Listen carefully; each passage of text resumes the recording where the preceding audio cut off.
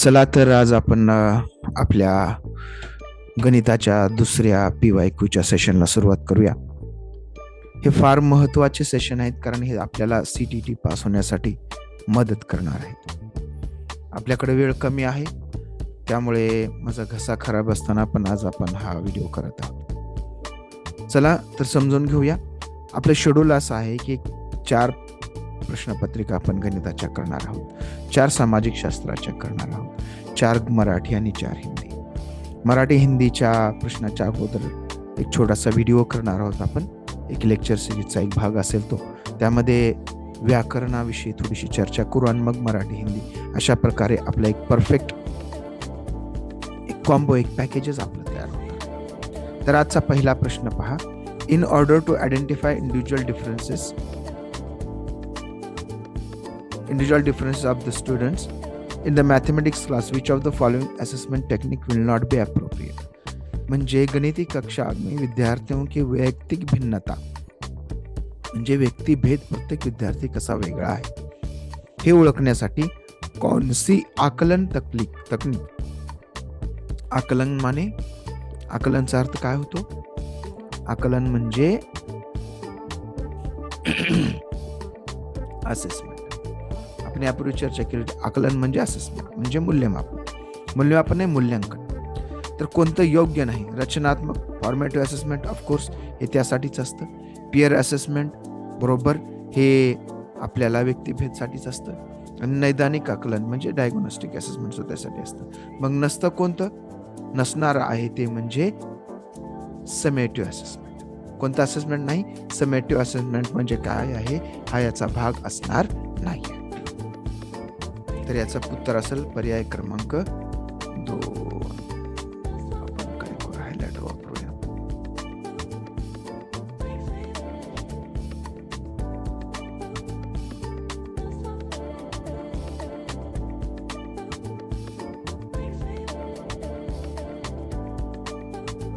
तर याचं उत्तर असेल पर्याय क्रमांक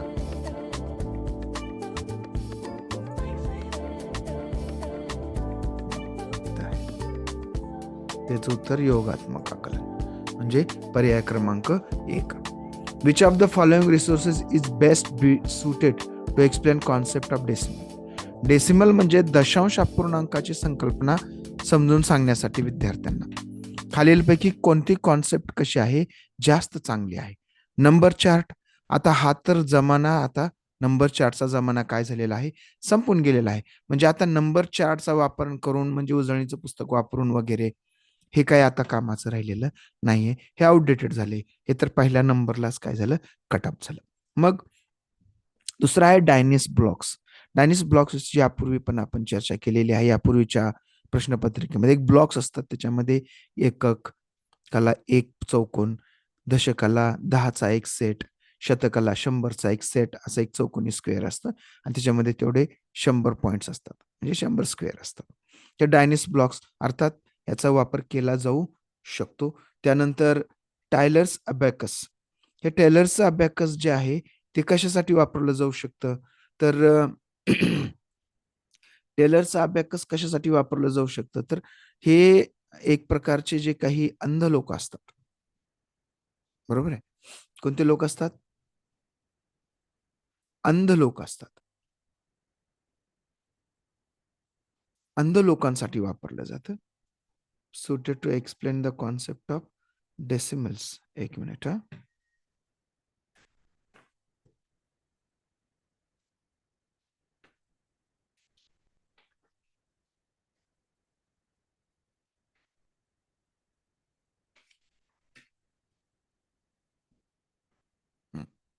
बरोबर आहे. थोडंसं कन्फ्युजन झालं होतं. हां. तर जे अंध लोक असतात त्यांच्यासाठी हे वापरलं जातं. त्यानंतर ग्राफ पेपर. अर्थातच ग्राफ पेपरमध्ये चौकटी असतात आणि त्या चौकटीच्या सहाय्याने आपण काय करू शकतो? डेसिमल चांगल्या पद्धतीनं शिकू शकतो.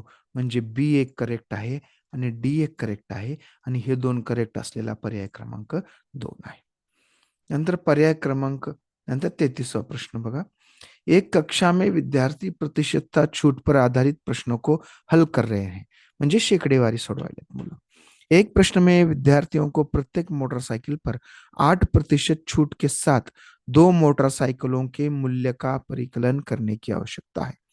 एका मोटरसायकलवर तिथं किती 8% सूट दिली आहे. अशा 2 गाड्यांचं काढायला सांगितलंय. मग आता एक गटामध्ये काम दिलेलं आहे.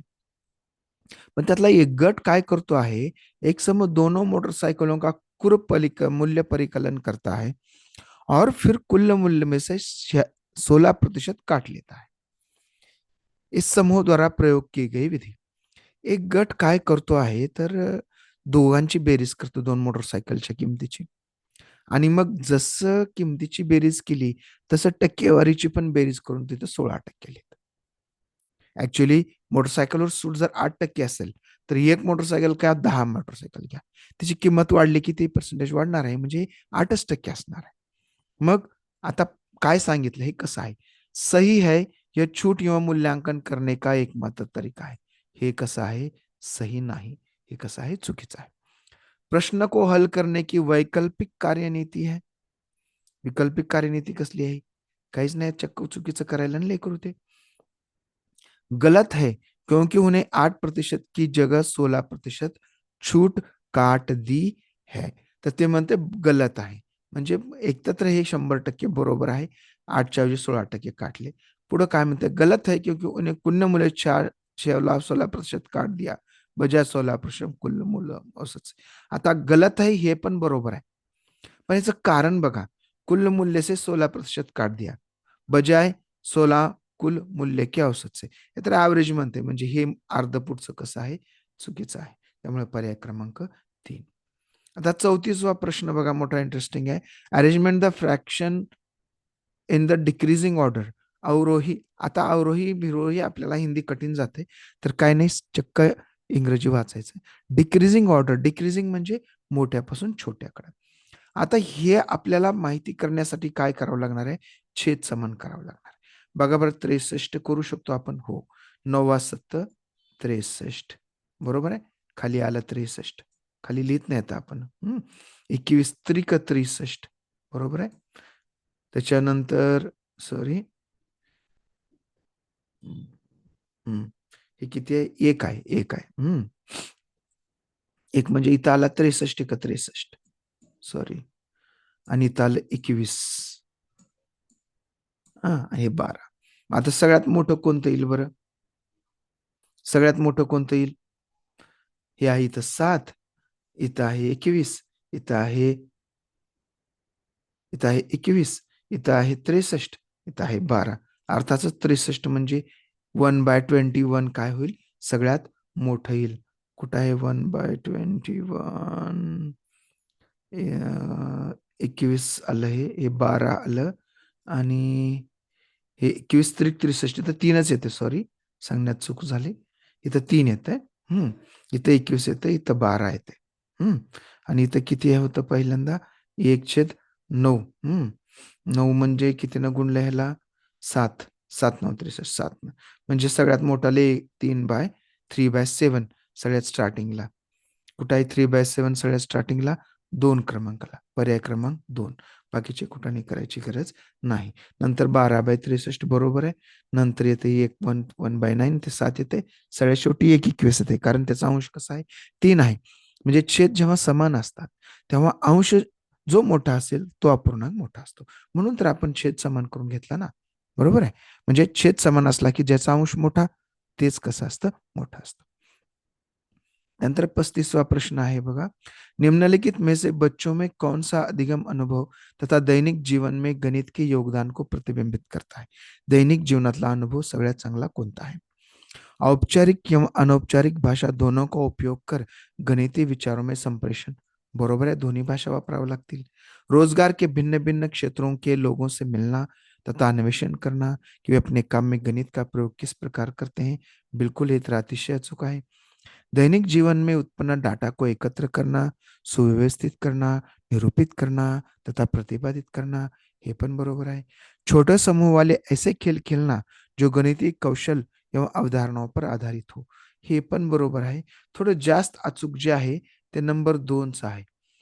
परंतु सी-टी-टीच्या एक्झामिनर्सनी काय केलंय, याला 4ही पर्याय बरोबर दिलेत. म्हणजे याला झेड दिलाय. म्हणजे 4ही पर्याय बरोबर आहेत. आहे ते 4ही बरोबर. त्यानंतर 36वां प्रश्न बघा, निम्नलिखित में से गणित की प्रयोगशाला की विशेषताओं को निरूपित करता है. गणिताच्या प्रयोगशाळेत हे औपचारिक अन्वेषण अनौपचारिक अन्वेषण द्वारा आनंद लेने का स्थान है. बरोबर आहे. मला तर हे बरोबर वाटतंय. बघूया आपण अजून पुढं. यह प्रयोगों द्वारा गणितीय प्रमेयों को सिद्ध करने का अवसर प्रदान करती है. प्रमेय सिद्ध करायचा अवसर नाही हा. बरोबर आहे. मग यह कंजंक्चर बनाने, उनकी जांच करने, देखे गए पैटर्न सामान्यकरण करने का अवसर प्रदान करती है. कंजंक्शन म्हणजे कनेक्शन करणं. हे कसं आहे, मला हे बरोबर वाटतं आहे. बघूया पुन्हा काय है डी अजून. इसका उपयोग विद्यार्थियों के गणित के ज्ञान का आकलन करने के लिए, ग्रेड देने के लिए बिल्कुल भी नहीं है. म्हणजे पर्याय क्रमांक ए आणि सी. ए आणि सी असलेला काय आहे, पर्याय क्रमांक 2 आहे. 1 करोड इज, 1 करोड म्हणजे काय, अर्थात 10 मिलियन. 10 दशलक्ष म्हणजे 1 कोटी. की काय मेमरी बेस्ड प्रश्न आहे, याला फार काही टेन्शन नाही. आता ही खाली टेबल दिलेला आहे डेटा हँडलिंगचा. आकडों का परिसर 27 आहे. म्हणजे सगळ्यात कमी आणि सगळ्यात जास्त ह्याच्यातनं अंतर किती आहे, 27 आहे. सगळ्यात छोटा आहे 18. बरोबर आहे. 18 पासून सुरुवात झालं आणि सगळ्यात मोठा आहे 45. बरोबर आहे. म्हणजे 18 पासून सुरू होते 45 पर्यंत थांबते. 18तून 45 वजा करा, 20, 25 आणि 2 27. म्हणजे हे कसं आहे, बरोबर आहे. रेंज म्हणजे काय असतं, की सगळ्यात कमी कमी संख्या आणि सगळ्यात जास्त संख्या, म्हणजे सगळ्यात जास्त आउटकम आणि सगळ्यात कमी आउटकम ह्याच्यातलं अंतर, ह्याला रेंज म्हणतात. त्याला हिंदीमध्ये परिसर म्हणतात. अधिकतर दिनों में मरीजों की संख्या 30 से अधिक है. बघू, इथं इथं आहे, इथं आहे, इथं आहे, इथं आहे. म्हणजे हे बरोबर आहे. सोमवार और बुधवार के मरीजों का संख्या में अंतर 20 है. सोमवार 25, बुधवार 45. म्हणजे दोन्ही मिळून किती झालं, दोन्ही मिळून दोन्हीचा फरक किती झाला, 20 आहे. हे पण बरोबर आहे. आता हेच चुकीचं असणार आहे, म्हणजे पर्याय क्रमांक 4च असणार आहे. पण काय आहे बघा, मरीजों की कुल संख्या 200 थी. सगळ्या पेशंटची संख्या 200 म्हणते. मोजू आपण. 8 आणि 5 13 आणि 5 18 आणि 8 26 6 32 9 41 ला 1, म्हणजे एक स्थानी 1 आलं. पुढचं काय बघायची गरज नाही. म्हणजे पर्याय क्रमांक 4 हे उत्तर बरोबर असणार आहे. त्यानंतर पुढचा प्रश्न क्रमांक 39, निम्नलिखित में से किन भारतीय गणितों को संख्यात्मक विश्लेषण के रूप में जाना जाता है. रामानुजन आहेत, भास्कराचार्य आहेत, आर्यभट्ट आहेत, वराहमिहिर आहेत. आता रामानुजननी काय लिहिलेलं आहे, भास्कराचार्यने काय लिहिलेलं आहे, तर रामानुजन हे सुप्रसिद्ध. वराहमिहिरनी काय लिहिलंय, तर वराहमिहिरचा ग्रंथ आहे तो म्हणजे आहे बृहत संहिता. कोणता आहे, बृहत संहिता. हा ज्योतिष आणि खगोलशास्त्रावर आधारित ग्रंथ आहे. त्यानंतर दुसरा ग्रंथ आहे तो म्हणजे भास्कराचार्य, ते गणितज्ञ आहेत, ज्योतिषी आहेत. त्यांनी लिहिलेला ग्रंथ म्हणजे सिद्धांत शिरोमणी आहे. त्यांनी अंकगणित लिहिलंय. त्याच्यामध्ये अंकगणिताचा ग्रंथाचं नाव आहे लीलावती. बीजगणिता नावाचा ग्रंथ लिहिलाय. गोल अध्याय हा भूमितीचा ग्रंथ आहे त्यांचा, आणि ग्रहगणित हा भूगोलाचा ग्रंथ आहे. आर्यभट्ट हे गणितज्ञ आहेत आणि खगोलशास्त्रज्ञ आहेत. त्याबरोबर रामानुजन यांनी काय केलंय, तर रामानुजन नंबर नावाची कॉन्सेप्ट त्यांनी दिलेली आहे. म्हणजे अशा पद्धतीचे वेगवेगळे ग्रंथ लिहिले आहेत, सगळेच गणिताशी संबंधित आहेत. परंतु वास्तविक पाहता उत्तर खरं तर भास्कराचार्य आणि आर्यभट्ट 2 आणि 4 असायला पाहिजे. म्हणजे भास्कराचार्य हे एक गणितज्ञ आहेत आणि आर्यभट्ट हे गणितज्ञ तर सगळेच आहेत, पण संस्थापक कोण आहेत, भास्कराचार्य. मूळ भास्कराचार्य. भास्कराचार्याचा लीळाचरित्र लीलावती नावाचा जो ग्रंथ आहे तो त्यांच्या मुलीला त्यांनी अर्पण केलेला आहे. तर हा लीलावती हा ग्रंथ आहे. म्हणजे ऍक्च्युअली उत्तर पर्याय क्रमांक 2 यायला पाहिजे, परंतु त्यांनी त्यांच्या स्कीम मध्ये पर्याय क्रमांक 1 दिलेला आहे. मला पण शंका आहे आणि गॅरंटी नाही की रामानुजन वराहमिहिर तर ज्योतिषी होते. त्यांनी बृहत संहिता लिहिलेला आहे, पाऊस कुठं पडतो वगैरे वगैरे. आणि रामानुजन नंबर दिलेला आहे, पण त्यांना आपल्याला संस्थापक म्हणता येणार. संस्थापक म्हटलं तर भास्कराचार्य आणि आर्यभट्ट आहेत. चला तर त्यांच्यानुसार पर्याय क्रमांक 1 आहे. आपण थोडस चर्चा करावं, नंतर अभ्यास करावा याचा विषय. एक अंडे का द्रव्यमान लगभग 65 ग्राम है. एक अंड किती 65 ग्रामचं आहे. 2 दर्जन अंडो का द्रव्यमान, तर 12×2 = 24 गुणिले 65 केलं तर आपला काय होईल, वेळ जाईल. आपण काय करू, अंडे आहेत 24, बरोबर आहे. अगोदर 20 अंड्याचं काढू, नंतर 4 अंड्याचे काढू, बरोबर. आता 20 अंड्याचा जर विचार केला, एक अंड 65 ग्रामचं आहे, 10 अंडे झाले 650 ग्रामचे, मग 20 अंडे किती झाले, 1300 ग्राम, बरोबर आहे. 1300 ग्राम झाले. तर उरले 4 अंडे, एक अंड 65चं, 2 अंडे किती झाले मग 130, आणि 4 अंडे झाले 260, म्हणजे 1560, म्हणजे 15 किलो. 13 आणि 2 15, बरोबर आहे. कुठं कन्फ्युजन झालं, हा. तर 24 अंडे आहेत, बरोबर. 10 अंडे 650 ग्राम, 6 6×2 = 12, 1300 ग्राम झालं, बरोबर आहे. 1300 ग्राम म्हणजे 1.3 ग्राम झालं. आणि मग पुढे किती होणार, 560, बरोबर आहे, म्हणजे 56, 1.56, 1 kilogram 56 gram, K G, 1.56 K G, not 1 kg 56 gram नव्हे. इथं कन्फ्युजन होतो आपण. तर बघा, 1.56 काढलं आपण, 1 kg 56 ग्राम आहे ते, म्हणजे 1.056 झालं, हे 1.056 kg झालं. पण हे काय आहे, 1.56 kg आहे, म्हणजेच 1.560 kg. सौम्या ने 13/1/1992 को नौकरी करना आरंभ किया और 31/3/23 को सेवानिवृत्ति ले ली. उसकी नोकरी की अवधी कितनी थी. तर हा ट्रिकी प्रश्न आहे. आपल्याला काय वाटतं, लगेच आपण कॅल्क्युलेशन करतो. 31/1/92 ला सुरू झालं, 93, 94, 93, 93, 94, 95, 96, 97, 98, म्हणजे 92/8/2000, आणि 23 आणि 8 किती झाले, 31 वर्ष झाले, बरोबर आहे. म्हणजे 1 आणि 2 तर कटलं, बरोबर आहे. आता या दोन्ही पैकी 2 महिने झाले, जानेवारी, फेब्रुवारी, मार्च, म्हणजे 2 महिने पण झाले, बरोबर आहे. कितीला, 13 मार्चला. आता पुढे किती उरले तुम्हाला, 31 मार्च पर्यंत. मग 13 आणि लगेच आपण 13 आणि 7, 20 आणि 31, म्हणजे 18 दिवस करतो. परंतु 18 दिवस असं वाटतं ना, आपण लगेच 4ला राईट करतो. परंतु एक गोष्ट लक्षात घ्या, 31 मार्चला, 31 हे जे आहे, अजून ही जी तारीख आहे, 13/1/2023 ला, 23च्या अगोदर 12लाच तो दिवस पूर्ण होत असतो. म्हणजे एक तर सुरुवातीचा काउंट केला तर शेवटचा काउंट करायचा नसतो, जेव्हा आपण कालावधी काढतो तेव्हा. मग काय करतो आपण, मग त्याच्यामुळे हा डबल काउंट झाल्यामुळे आपल्याला असं वाटतं की 18 दिवस आहे. नव्हे, हे कसं आहे, 19 दिवस आहे. कारण 13/1/2023 ला त्याला 31 वर्ष 2 महिने कंप्लीट, 31 वर्ष 2 महिने कंप्लीट, 13 मार्च 2023 ला त्याला 31 वर्ष 2 महिने कंप्लीट झाले नाहीत. ते कंप्लीट त्याला 12 तारखेलाच झाले, आणि पुढच्या 13 तारखेला नवीन महिना सुरू झाला. म्हणजे 31 वर्ष 2 महिने 19 दिवस. हा प्रश्न मात्र अतिशय ट्रिकी आहे, आणि त्यामुळे इथं चुकण्याची शक्यता असते. एक त्रिभुज के 2 कोण 50 और 30 है, त्रिभुज का तिसरा कोण. आपल्याला माहिती आहे, त्रिकोणाच्या तिन्ही कोणाच्या मापाची बेरीज किती असते, 180 अंश असते, बरोबर आहे. 50 आणि 30 80 आहे आपल्याकडं, उरलं काय, 100, म्हणजे पर्याय क्रमांक 1. आता 41 प्रश्न 43 बघूया. 42 हा प्रश्न 43.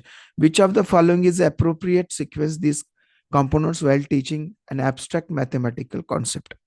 म्हणजे कसली बुनियादी स्तर पे एनसीएफ 2022 ने अमूर्त अवधारणा शिक्षण के लिए घटकों पर प्रकाश डाला है. कौन सा उपयुक्त क्रम आहे, सगळ्यात उपयुक्त काय असणार आहे, तर अनुभव असणार आहे. काय उपयुक्त असणार आहे, सर्वाधिक उपयुक्त असणार आहे अनुभव. नंबर 1 ला बी. बी कुठं कुठं आहे, 2 आणि 4 ला आहे, बरोबर. अनुभवानंतर काय आहे, अनुभवानंतर आहे बोलचालवाली भाषा, मग आहे चित्र, आणि मग आहे लिखित चिन्ह. सगळ्यात शेवटी लिखित चिन्ह, म्हणजे पर्याय क्रमांक 4. कारण रचनावादामध्ये सगळ्यात जास्त महत्व कशाला दिलंय, वायगोटस्कीचा व्हिडिओ आठवा. बाळ किंवा लेकरू कसं शिकत असतं, तर समाजामध्ये आंतरक्रिया करत करत शिकते. मग अर्थातच सगळ्यात जास्त महत्व कोणाला देणार आहे, तो अनुभवाला देणार आहे. अनुभवानंतर अनुभवाचाच भाग आहे म्हणजे त्याची रोजची भाषा. समजा बोरमाटी समाजाचा विद्यार्थी असेल, आणि त्याची भाषा त्याच्या भाषेमध्ये समजून सांगायचं. नंतर चित्र आणि लिखित चिन्ह जे आहे सगळ्यात शेवटी, कारण ते कसं आहे मेमरी बेस आहे. आता पुढे बघा, दो स्तंभ दिए गए हैं, श्याम पट्टक का एक फलक म्हणजे ब्लॅक बोर्ड, एक रेखा, एक किरण, एक रेषाखंड, दो अंत बिंदू होते हैं कुणाचे, एक रेषाखंड के. म्हणजे डी चा आहे पर्याय क्रमांक 1, म्हणजे पर्याय क्रमांक 3 हे उत्तर असणार आहे. तरी पण बघू आपण, एक रेखा अनंत बिंदू बरोबर आहे, म्हणजे बी ला काय आहे, त्याच्या बी ला 2 आहे, बी ला 4 दिलंय, थांबा, तिला डी ला 1 दिलंय का, नाही, डी ला 1 बरोबर, बी ला 4, निश्चित लंबाई बरोबर है, एक रेखा की निश्चित लंबाई नहीं होती बरोबर है. अंत बिंदु जे आहेत ना ते रेखाखंड के होते हैं, 2 अंतबिंदू, और एक अंतबिंदू असतो तो म्हणजे किरणचा असतो. आणि श्याम पट्टा एक फलक, ये क्या है, एक तल का निश्चयी भाग निरूपित करता है, म्हणजे पर्याय क्रमांक 3 आहे. रेषाखंड म्हणजे रेषाखंड, त्याला ए पासून निघते बी पर्यंत थांबते, किरण ए पासून निघते अनंत जाते, रेषा दोन्ही बाजूला अनंत जात असते, आणि श्यामपट्टा एक प्रतल आहे. तर पर्याय क्रमांक 3. त्यानंतर 45 बघा, 22 hectometre 8 decametre is equal to. आता ह्याच्यामध्ये कन्व्हर्शनचा आहे, हा प्रश्न येतच असतो, आपण लक्षात ठेवायचं आपलं हे Lakshmi, kilo hecto, kilo hecto, hecto, deca, deci, centi, milli, आणि सगळ्यात मध्ये जाऊन बसतो मोठा 2 मीटर. हे एक असतं तेव्हा हे असतं 10, हे असतं 100, आणि हे असते 1000 बरोबर. आणि हे असतं 1/10, 1/100, आणि हे असतं 1/1000. हे सगळे काय आहेत, ह्या मीटरचे कन्व्हर्शन. मीटर हे डॉन आहे, हे डॉन सेंटरला असतो. आता बघा काय म्हणते, 22 हेक्टोमीटर. आता किलो हेक्टो हे 22 आहेत बरोबर. हे आहेत 22, हे 22 म्हणजे मीटर किती झाले, 2200 बरोबर आहे, हे झाले 2200. आणि मग 8 डेकामीटर म्हणते, हे किती झाले मग, 8 डेकामीटर हे झाले 80, हे झाले 80. मग आता बघा हे किती झालं, मग सगळं मिळून झालं 2280, पर्याय क्रमांक 3. लक्षात ठेवा, हे ड्रॉ केल्याशिवाय हे सॉल्व्ह करायचं नाही, कारण इथं कन्फ्युजन होऊ शकते. पाठच करायचं, kilo hecto deca deci centi milli, मध्ये बसला मीटर. त्यानंतर 46वा प्रश्न आहे, थोडा कन्फ्युजिंग आहे आणि थोडं कॅल्क्युलेशन करायचं आहे. इथं X is to Y then P is to Q, म्हणजे तर रेशो आहे, जर एक्स इज टू वाय आणि पी इज टू क्यू जर प्रपोर रेशो मध्ये असतील, X ratio Y is equal to P ratio Q असं जर असेल, तर what following is true. X plus Y आणि वाय हे असं आहे का, तर याला काय करावं लागतं, सॉल्व्ह करू आपण. एक्स प्लस वाय बरोबर आहे इक्वल टू हे केलेलं आहे, तर आपण काय करू, एक्स प्लस वाय, ह्या दोन्हीला काय करूया आपण, ह्या दोन्हीमध्ये एक एक मिक्स करू. एक्स इज टू वाय याला आपण कसं लिहू शकतो, X divided by Y equal to P by Q. मग आता X this to Y plus 1 करू, okay, equal to P by Q plus 1 करू. मग आता छेद समान करून आपल्या लक्षात येईल काय येईल, इथं दोन्ही ह्याला इथं पण वाय करू, वर पण वाय लिहू, म्हणजे हे बनलं X plus Y divided by Y equal to P plus Q divided by Q. तुम्हाला वाटलं आता हा वाय कुठून आला, तर आता छेद समान करायचं आपल्याला, म्हणून इथं काय केलं आपण, ह्याला आपण वाय न भागलं, खाली गुणलं, खाली एक आहे ना, त्याला पण वाय न गुणलं आणि वर पण वाय न गुणलं. इथं वर पण पी न गुणलं, आणि सॉरी वर पण क्यू न गुणलं आणि खाली पण क्यू न गुणलं. बरोबर आहे. मग काय बनलं आता हे? अशा पद्धतीनं बनलं. म्हणजे आता ह्याला आपण रेशो फॉर्म मध्ये कसं लिहू शकतो? एक्स प्लस वाय, एक minute, X plus Y divided by Y, म्हणजे X plus Y, X plus Y is to Y divided by म्हणजेच इज टू वाय, आणि P plus Q divided by Q होतं, म्हणजे P P plus Q divided by Q ला आपण ratio form मध्ये असं लिहू शकतो. एक्स प्लस वाय बघा इथं आता, X plus Y is to Y आणि P plus Q is to Q, म्हणजे ए हे बरोबर आहे.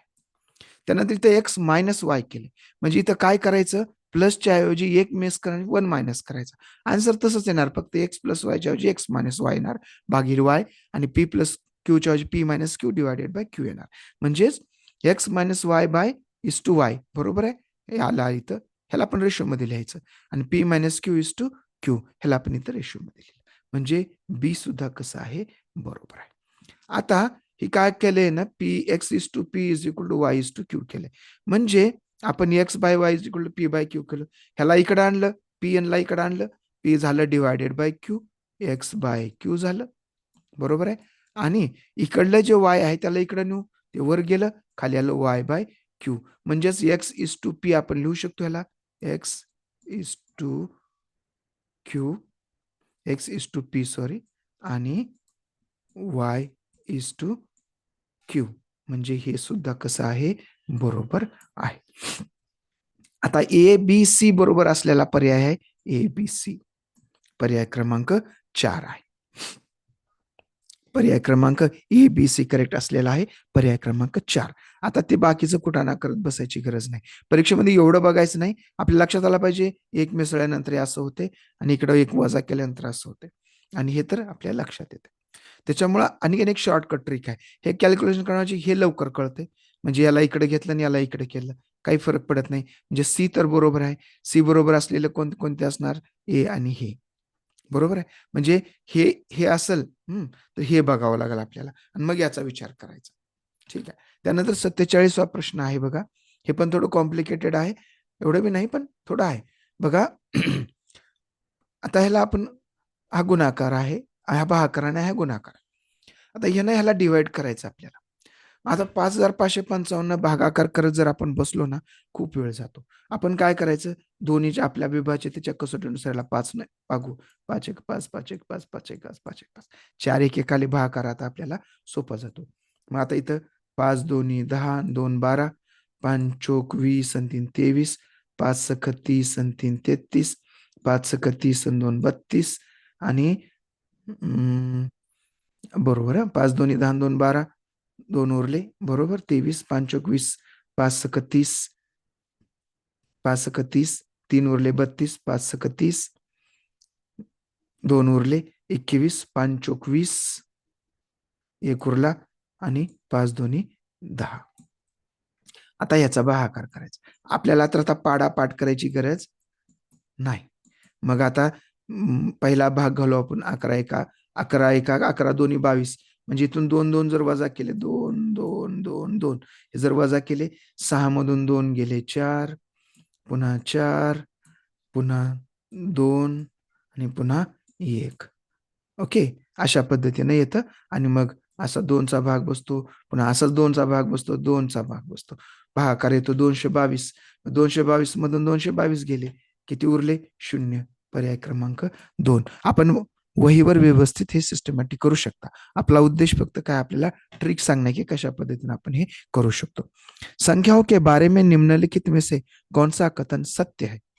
बघा, सभी धनात्मक संख्याएं पूर्ण संख्याएं होती है, असतात. सभी पूर्ण संख्याएं पूर्णांक होती है. ओके, सभी परिमेय संख्या वास्तविक संख्याएं होती है, सभी परिमेय संख्या वास्तविक संख्या होती. याचं पण उत्तर काय केलं आहे त्यांनी? झेड दिलेला आहे, म्हणजे सर्वच पर्याय बरोबर दिलेले आहेत.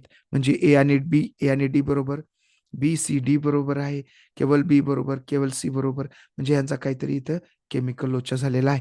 तर जे काही परिमेय अपरिमेय संख्याचा जो काही फॉर्म्युला आहे ते आपण बघून घ्यावं, आपल्या हे लक्षात येईल. त्यामुळे हे थोडं कन्फ्युजन आहे, ह्याला सोडून देऊया. 49वां प्रश्न, कथन गणित उन स्तरों को पदानुक्रमित किया है जो तार्किक रूप से व्यवस्थित है के लिए निम्नलिखित में से कौन सा सही उदाहरण है. आता काय म्हणते बघा, which of the following are the correct example of statement mathematics is a hierarchical level that are logically structured. Mathematics असं हायरार्कियल लेवल आहे, म्हणजे त्याच्यात एक उतरंड आहे, उतरंडीची मांडणी आहे, असं सांगणार कोण आहे. Concept of integers needs to be develop. खाली हिंदी बघू. पूर्णांकों की अवधारणा को संख्याओं के गुणन और भाग की अवधारणा से पूर्व विकसित करने की आवश्यकता होती है. आता पूर्णांक इंटीजर्स बघा, ही पूर्णांक कन्फ्यूज करते, म्हणून concept of integers needs to be develop before concept of multiplication. अर्थात इंटीजर आल्याशिवाय मल्टिप्लिकेशन डिव्हिजन जमणार नाही. त्यानंतर multiplication follows and builds the concept of addition. Of course multiplication म्हणजे काय आहे, तर एक प्रकारचं मेनी टाइम्स केलेलं ऍडिशनच असतं. त्यामुळे ए बरोबर बी बरोबर, ए बी बरोबर असलेला पर्याय क्रमांक किती आहे, पर्याय क्रमांक ए बरोबर बी बरोबर, पर्याय क्रमांक किती आहे, ए बी. सॉरी, अजून सी बघूया आपण. थांबा. Number sense needs to be develop before concept of addition and subtraction. हे पण बरोबर आहे.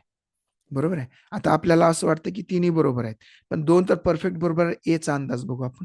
Concept of integers needs to be develop before concept of multiplication and division. Sorry, हे चूक आहे. इंटीजर म्हणजे आपण अंक घेतो, अंक नाही. गुणों को अवधारणा को संख्याओं के गुणा और भाग अवधारणाओं की आवश्यकता होती है. म्हणजे इंटीजर म्हणजे कसं बघा, हे अंडर रूट ऑफ 8 आहे. हे करण्यासाठी तुम्हाला मल्टिप्लिकेशन तर यावं लागेल अगोदर. बरोबर आहे. मग त्याच्याशिवाय तुम्हाला हे जमणार नाही. त्यामुळं ह्याचं काय आहे, पर्याय क्रमांक बी आणि सी याचं उत्तर आहे. नंतर 50वा प्रश्न आहे, बरोबर आहे, म्हणजे पर्याय क्रमांक 2च आहे, बी आणि सी करेक्ट आहे. त्यानंतर 50वा प्रश्न, 12,1300 12,1300 म्हणजेच झाले 13,000. 1300 म्हणजे 13,220. 13,220, पर्याय क्रमांक 3. समीकरण पढ़ाते समय शिक्षिका अद्वितीय हल वाले रैखिक समीकरण अवधारणा को समझाती है. म्हणजे linear equation having unique solution हे शिकवायले. If a solution given how many equations can create. किती इक्वेशन बनवू शकतात. सोल्युशन दिलं त्याच्यातून खूप सारे इक्वेशन बनवू शकतात. आणि लिनियर इक्वेशन आहे, रेषा आहे. त्याच्यामुळं एक्स आणि वायचे सहगुणक किती पण असू शकतात. त्यामुळे अशा प्रत्येक सहगुणाचं एक समीकरण जर पकडलं तर आपण खूप म्हणजे इन्फायनाईट इक्वेशन आपण बनवू शकतो. इन्फायनाईट लांब आपण ही रेषा त्याच्यातून काढू शकतो. हा कॉन्सेप्ट बेस्ड क्वेश्चन आहे, तो जो की आपल्याला लिनियर इक्वेशन विथ युनिक सोल्यूशनच्या संदर्भामध्ये आहे. कक्षा 2 के अधिगमकर्ताओं के लिए आधारभूत संक्रियाओं में अभिकलन की निम्नलिखित में कौन सा सही है, कोणता योग्य आहे. इसमें बच्चे अनौपचारिक कार्यान्वितियों को विकसित करने की क्षमता समाकलित होती है. दुसरीच्या लेकरांमध्ये अनौपचारिक ची संख्या असू शकेल. ओके ओके सर, इंग्लिश मध्ये वाचून थोडं कन्फ्युजन व्हायलंय. हा, which among the following is or true about computation in basic operation for grade 2 learner. Grade 2 learn जे आहे, दुसरीचे विद्यार्थी आहेत, त्यांची काय बेसिक ऑपरेशन आहेत, बेरीज वजाबाकी, याच्या संदर्भामध्ये कोणचं खरं आहे. It involve child ability to develop informal strategy. बरोबर आहे. इंग्रजी वाचलं की आपल्याला थोडं जरा हे चांगल्या पद्धतीने समजतं.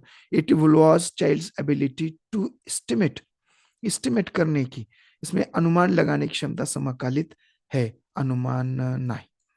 It involve child's ability to calculation with large numbers. C तरी कसं असेल बरं,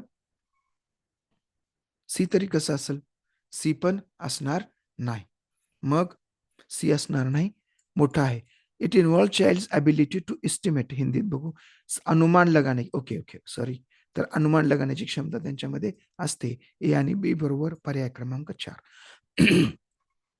प्रश्न 53 बघा, गणित की एक शिक्षिका में विवृत्त व संवृत्त वक्र की अवधारणा पर चर्चा करती है. म्हणजे बघा, इंग्लिश मध्ये बघूया. विवृत्त म्हणजे ओपन कर्व आणि क्लोज कर्व. हा आहे ओपन कर्व आणि हा आहे क्लोज कर्व. हा क्लोज कर्व झाला, हा बंद असतो. मग आता ह्याच्या संदर्भात काय म्हणते गणित की तर काय आहे, उदाहरण देते की अगर वो 4 बिंदुओं में स्थित आहे, जर 4 पॉइंट असतील, तर 4 पॉइंट असतील तर ह्या 4 पॉइंटनं कसला पाहिजे त्याला, विवृत्त वृत्त पाहिजे, म्हणजे ओपन पाहिजे. हे 4 पॉइंट जोडल्यावर हा क्लोज होतो, बरोबर आहे. म्हणजे तीन अरेखीय असणार नाहीत. मग ती कशा राहतील, ओपन ठेवायचं असेल तर तुम्हाला हे 3 4 हे सरळ एका रेषेमध्ये पाहिजेत. म्हणजे सभी कसे पाहिजे, संरेखीय असले पाहिजेत, म्हणजे एकाच रेषेमध्ये असले पाहिजेत. मुख्य उपागम जिसकी सलाह राष्ट्रीय पाठ्यचर्या 2005 में गणित शिक्षण अधिगम को लेकर ली गई है. रचनात्मकतावाद काही बी असू द्या, काय दिलंय एनसीएफ मध्ये, आरटी मध्ये, जे काही चांगलं म्हणून दिलंय ते सगळं रचनात्मक वाद आहे. आणि हे आपण आपलं जे वायगोटस्कीचं आहे त्याच्यामध्ये व्हिडिओमध्ये आपण हे सांगितलेलं आहे. तर मिसिंग नंबर, क्वेश्चन मार्क, हे सगळे काय आहेत, तर हे सर्व हे मूळ संख्या 43 47 53 59 61 55 ला येईल पर्याय क्रमांक 1. त्यानंतर 56 ला बघा, गणित कक्षा में शिक्षक भिन्न अवधारणाओं को समझाता है, कैंची की माध्यम से कोण शिकवायचे, कैंची, ही कैंची आहे आणि ह्या 2 रेषा आणि ह्या ही रेषा. तर शीर्ष अभिमुख कोण, व्हर्टिकली अपोजिट अँगल, हे अपोजिट अँगल असतात, म्हणजे कैंचीनं आपण अपोजिट अँगल शिकू शकतो, बरोबर आहे. म्हणजे एक बरोबर आहे. कोणों का रैखिक युगल, लिनियर पेअर ऑफ अँगल्स, बरोबर, एका लाईनचे अँगल्स आहे ते, म्हणजे हे पण शिकू शकतो, बरोबर आहे. संगत कोण, संगत कोण शिकू शकतो का, एकांतर कोण तर अजिबात नाही. तर 56 ला काय असणार आहे, संगत कोण, संगत कोण म्हणजे संगत कोणला काय म्हणतात, करस्पॉन्डिंग अँगल्स, म्हणजे बघा हे आणि हे हे 2 अँगल शिकवता येणार नाहीत, त्यांची कसं शिकवते, म्हणजे ए आणि बी, पर्याय क्रमांक 4. नंतर बघा, राजूजी के पास 20 लीटर वाले 5 बर्तनों का तारपीन तेल है, म्हणजे किती आहे, 100 लिटर आहे, बरोबर आहे.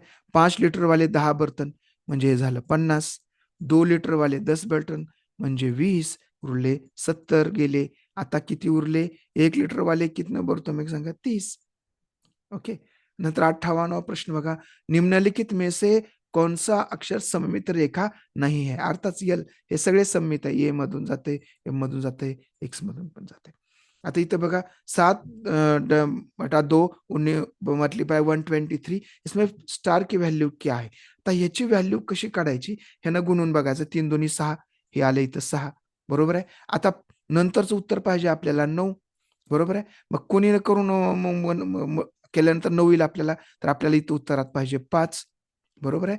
मग आता बघा, 3 न कितीला गुणल्यानंतर 5 येणार आहे, 3 2 6, 3 1 3, 3 4 12, 3 5 15.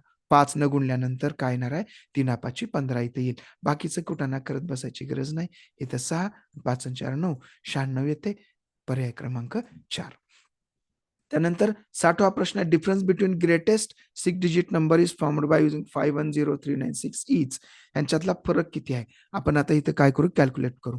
सगळ्यात मोठा करूया, 9 6 नंतर 5, ही संख्या तयार करू, 9, म्हणजे the difference between greatest and smallest 6 digit number formed by using digits 510396 is, त्याचं अगोदर मोठ्यात मोठी संख्या करू, 9 6 5 3 1 0, बरोबर आहे. 965 310. आता याची छोट्यात छोटी संख्या याच्यातून मायनस करू. 0 सुरुवातीला घेऊ शकत नाही, त्यामुळे 1 अगोदर घेऊ, मग 0 घेऊ, मग 3 घेऊ, मग 6 घेऊ, अगोदर 1 घेतला, मग 0 घेतला, नंतर 3 घेतला, अगोदर 1 घ्यायचा, 1 घेतला ना, 3 घेतला, मग 5 घ्यायचा, 5 घ्यायचा, मग 6 घ्यायचा आणि मग 9 घ्यायचा. आता यांची वजाबाकी करूया, म्हणजे इथून इथून इथं 10 मधून 9 गेली, 1 उरला, 7, 7 किती 11, माझी पद्धत आहे ती, 7 आणि 4 11, बरोबर आहे. नंतर हे 5 आहे, 5 आणि 8 13, 841 बघा शेवटी कुठं आहे का, आहे का, हे 5 नाही, हे 6 घे, नंतर 1 5, बरोबर आहे. आता 13 मधून 5 गेले, सॉरी 7 येत. हे वजाबाकी आपण बघून घ्या. हे वजाबाकी केल्यानंतर 741 असलेलं कुठं आहे? पर्याय क्रमांक 1 आहे. अशा पद्धतीनं आपण काही ट्रिक्स वापरून, म्हणजे प्रत्येक गणित जे आहे ते पूर्ण आपण सोडवलंच पाहिजे असं नाही. काही ट्रिक्स वापरून आपल्या कामापुरतं गणित सोडवायचं आणि आपला वेळ वाचवायचा. सीटीईटी एक्झामचं वैशिष्ट्य म्हणजे इथं रेस आहे. कुणासोबत आहे? तर वेळेसोबत आहे. आणि अशा शॉर्टकट ट्रिक्स वापरून हा वेळ वाचून आपण दुसऱ्यांना देऊ शकतो. का वेळेचं रेस आहे? कारण केवळ हिंदी वाचून आपल्याला प्रश्न कळत नाही. त्याचं इंग्लिशमध्ये पण चेक करावं लागतं. त्याच्यामुळे इंग्लिशमध्ये वाचायचं, हिंदीमध्ये वाचायचं, अर्थ लावायचा. आणि एकदा का तुम्हाला अर्थ लावायची ट्रिक आली की तुम्ही सहजपणे सीटीईटी पास होऊ शकता. चला, भेटूया उद्या पुन्हा एकदा नवीन एका पेपर सोबत. आणि तोपर्यंत गुड नाईट.